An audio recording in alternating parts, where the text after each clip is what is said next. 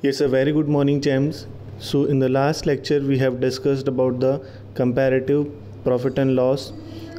उससे पहले हमने डिस्कशन किया था कंपैरेटिव बैलेंस शीट के बारे में। इस चैप्टर का लास्ट टॉपिक आज चल रहा है, जिसके अंदर हम लोग कॉमन साइज़ पीएनएल और कॉमन साइज़ बैलेंस शीट के बारे में डिस्कशन करने वाले हैं। तो बेसिकली कॉमन साइज़ पीएनएल और कॉमन साइज़ बैलेंस शीट है क्या कि जो tools of financial statement analysis थे उनमें पहला टूल था कंपैरेटिव का, तो उसका ही दूसरा पार्ट आता है आज। वो दूसरा टूल जो है वो है कॉमन साइज़ का। तीसरा टूल आएगा इसका ratio analysis, trend analysis, cash flow statement, जो हमने चैप्टर 2 में tools of financial statement analysis के अंदर पढ़ा था। इस पर्टिकुलरली इस टूल के अंदर जो हम लोग करने वाले हैं वो हम ये करने वाले हैं कि टोटल ओवरऑल हमारे बैलेंस शीट और पीएनएल के आइटम्स का कंट्रीब्यूशन किस तरह से ओवरऑल होता है, तो हम उसके बारे में डिस्कशन करने वाले हैं। तो जैसे वापस अगेन फॉर्मेट वो है कि आपका रेवेन्यू फ्रॉम ऑपरेशन क्या है, अदर इनकम क्या है, टोटल रेवेन्यू क्या है, सारी चीज़ें वही चल रही है। एक्सपेंसेस का पोर्शन सेम चल रहा है, प्रॉफिट बिफोर टैक्स सेम है, टैक्स लेस कर देंगे तो प्रॉफिट आफ्टर टैक्स बचेगा। अगेन सबसे पहले प्रीवियस ईयर रखा जाएगा, देन आफ्टर करंट ईयर रखा जाएगा। अब यहाँ पे आपको चेंज नहीं निकालना है, आपको क्या करना है, सिंपली ना कंपेयर करना है, क्योंकि कंपैरेटिव स्टेटमेंट नहीं है, ये कॉमन साइज स्टेटमेंट। इसमें सिंपली हम जो काम करने वाले हैं वो ये करने वाले हैं कि ओवरऑल मेरा ओवरऑल कॉन्ट्रीब्यूशन मैं यहाँ पे पीएनएल के केस में सेल्स को बेस लूँगा या रेवेन्यू फ्रॉम ऑपरेशन को बेस लूँगा, जिसके लिए क्वेश्चन के फॉर्मेट ने देखो ऑलरेडी पहले से ही 100 पुट कर रखा है। अब इन एक एक एलिमेंट का इस सेल्स में कितना परसेंट कंट्रीब्यूशन है हम वो निकालेंगे। क्वेश्चन थोड़ा कंफ्यूजिंग लग रहा है, हाँ अब इसको समझाऊंगा। अभी जब एक न्यूमेरिकल लेंगे तब आपको क्लियर हो जाएगा। बेसिकली इसको ऐसे समझो कि अगर मेरी टोटल सेल्स 100 रुपया है और मेरा मटेरियल 50 रुपये का है, ठीक है, मेरा एक्सपेंसेस 20 रुपये का है, तो ये बोलता है कि सेल अगर आपकी, चलो मैं फिगर चेंज करता हूँ, सेल में 1000 कर देता हूँ, मैं मटेरियल 500 रुपये का कर देता हूँ, अदर एक्सपेंसेस 200 रुपये का कर देता हूँ।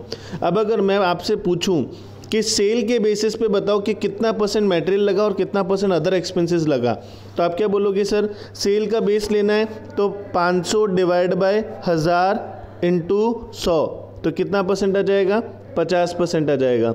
उसी तरह से यहाँ पे कितना परसेंट आ जाएगा, 20% आ जाएगा। 300 पीछे जो बचा उसको मैं क्या बोलूँगा, प्रॉफिट, तो वो कितना परसेंट हो जाएगा, 30% हो जाएगा। What you have did, you simply did it कि 100 तुमने सेल माना था, 100% तुम्हारा सेल अगर है तो उसमें 50% तुम्हारा एक्सपेंसेस है किसका, परचेज से रिलेटेड, 20% एक्सपेंसेस है तुम्हारा अदर एक्सपेंसेस से रिलेटेड, और 30% आपका क्या बचेगा, मार्जिन बचेगा। एम आई राइट और नॉट। तो इसी तरह से हम लोगों को कॉमन साइज के अंदर सेल को बेस लेते हुए हर एक एलिमेंट ने कितना परसेंट इंक्रीमेंट और डिक्रीमेंट, कितना परसेंट आपका कंट्रीब्यूशन दिया, वो हम निकालेंगे। अब यहाँ 2 साल का निकालने का रीज़न क्या है समझो।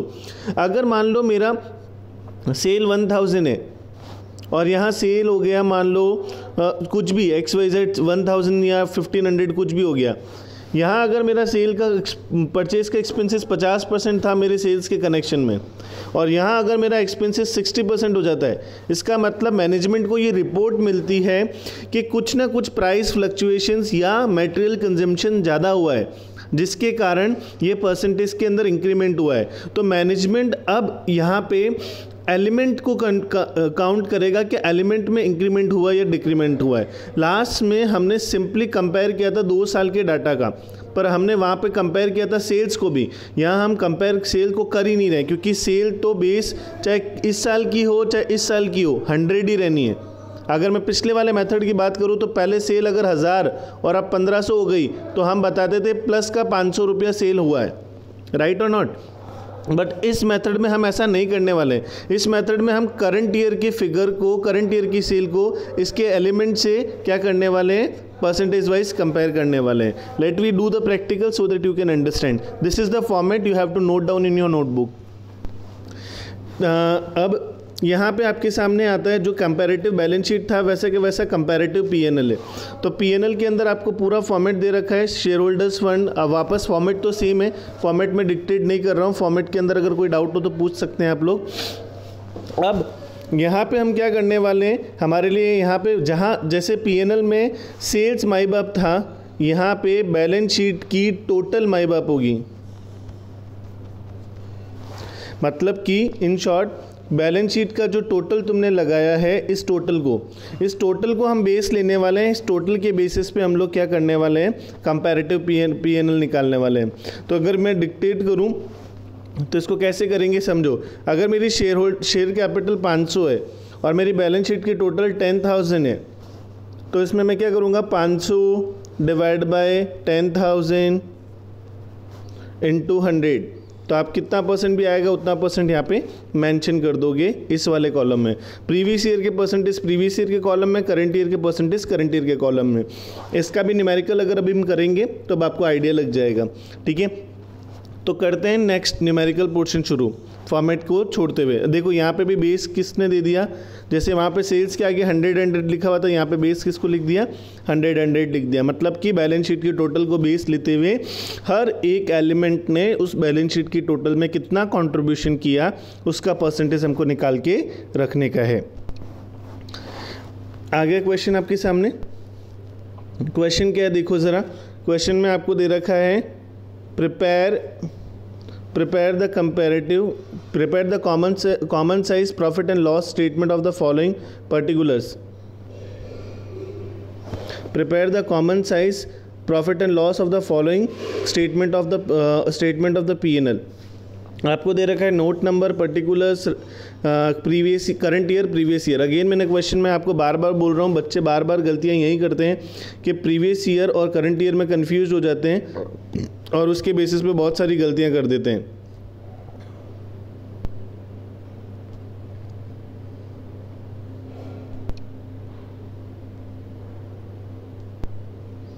देखो ये प्रीवियस ईयर जो है और ये करंट ईयर जो है, ठीक है, इसी को हम लोगों को देखने का है। तो यहाँ पे ये सबसे पहले मैं बोल चुका हूँ कई बार कि प्रीवियस ईयर करंट ईयर बाद में जाएगा, प्रीवियस ईयर पहले बेस में जाएगा।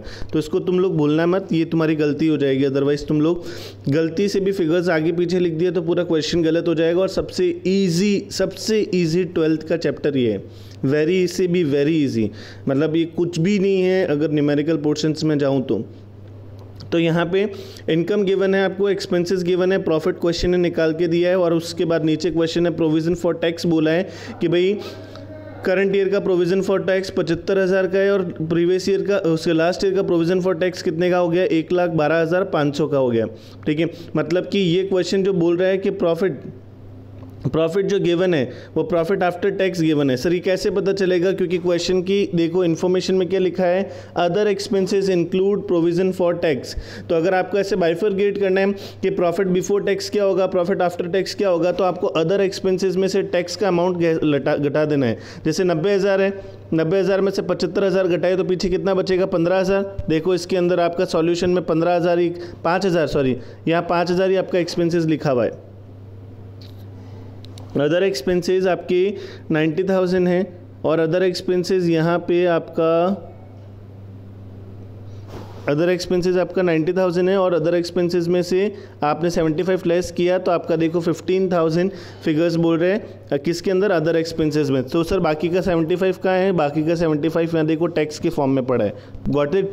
तो यहाँ पे इन शॉर्ट वापस नट सेल में बोल रहा हूँ, कई बार क्वेश्चन अदर एक्सपेंसेस के अंदर टैक्स को डाल देता है पर उसकी इन्फॉर्मेशन इस तरह से देता है और आपको सॉल्यूशन करते टाइम उस अदर एक्सपेंसेस में से टैक्स को हटाना है, क्योंकि हम प्रॉफिट बिफोर टैक्स पहले निकालेंगे फिर प्रॉफिट आफ्टर टैक्स निकालेंगे।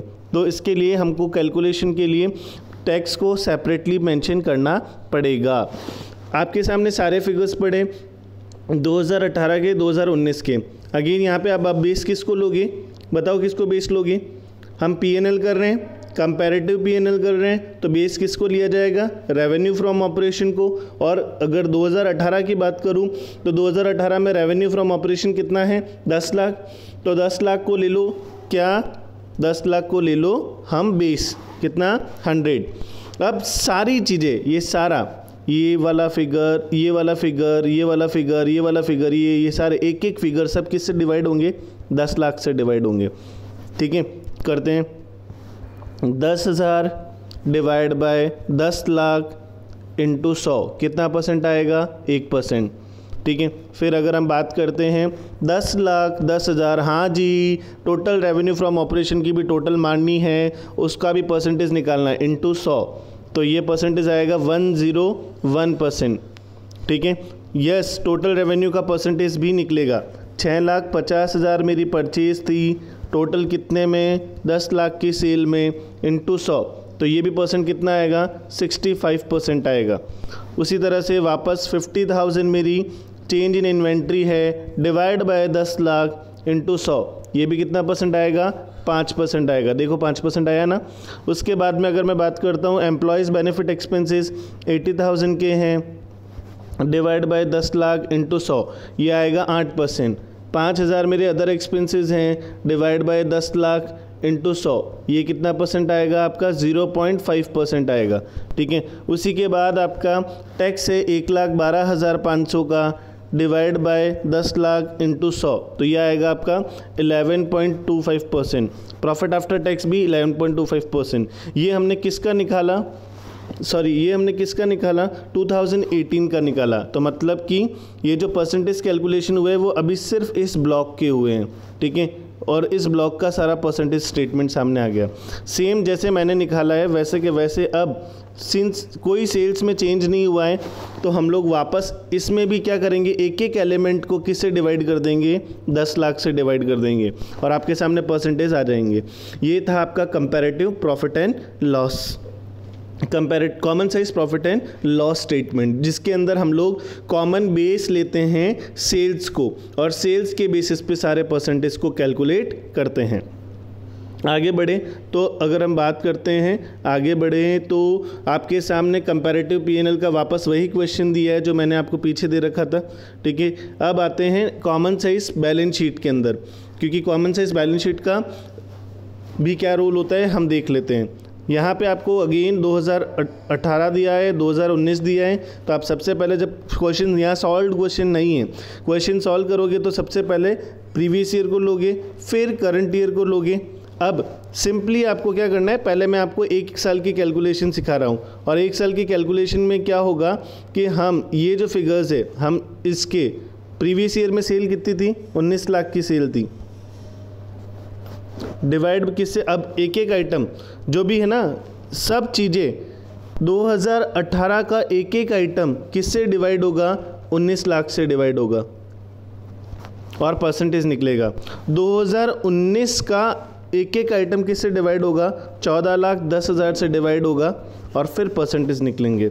एक एग्जांपल मैं निकाल के देता हूँ आपको, जैसे इक्विटी शेयर कैपिटल कितने का है? 6 लाख का, डिवाइड बाय 14,10,000 इंटू 100, ये जो भी परसेंटेज आएंगे वो परसेंटेज आएंगे आपके अप्रॉक्सीमेटली 42% के आसपास आएंगे। तो 42 पॉइंट के बाद की 2 डिजिट तक को हमको लेना है। तो जब तुम लोग ये परसेंटेज निकालोगे ना, तो देखो अगर मैं सिर्फ 2019 की बात करूं तो 2019 का एक एक आइटम जब तुम 14,10,000 से डिवाइड करोगे तो यहाँ देखो आपके सामने परसेंटेज लिखे हुए पड़े सॉल्यूशन में, बट आपको ऐसे डायरेक्ट नहीं लिखने, आपको फॉर्मेट बना के जो दिया हुआ है फॉर्मेट बैलेंस शीट का उसके हिसाब से सॉल्व करने हैं।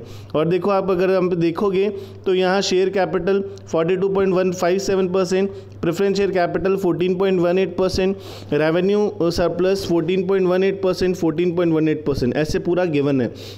तो आपको भी ऐसे पूरे गिवन फॉर्म में ही करना है। ठीक है, इसका न्यूमेरिकल अगर मेरे को टाइम मिला तो एक और हम लोग लेक्चर लेंगे तब उसके अंदर कर लेंगे, बट आज आप लोगों को कॉमन साइज के कुछ क्वेश्चंस में मतलब इसमें जो प्रैक्टिस है, एक तो यही क्वेश्चन आपको प्रैक्टिस करना है, इसके अलावा आपको ये क्वेश्चन प्रैक्टिस करना है, सॉल्व है फिर भी प्रैक्टिस करना है, इसके अलावा आपको ये दोनों फॉर्मेट्स नोट डाउन करने हैं अच्छी तरह से कॉपी के अंदर। ठीक है, this is your work of today, do it very properly. हाँ, this is the question of PNL.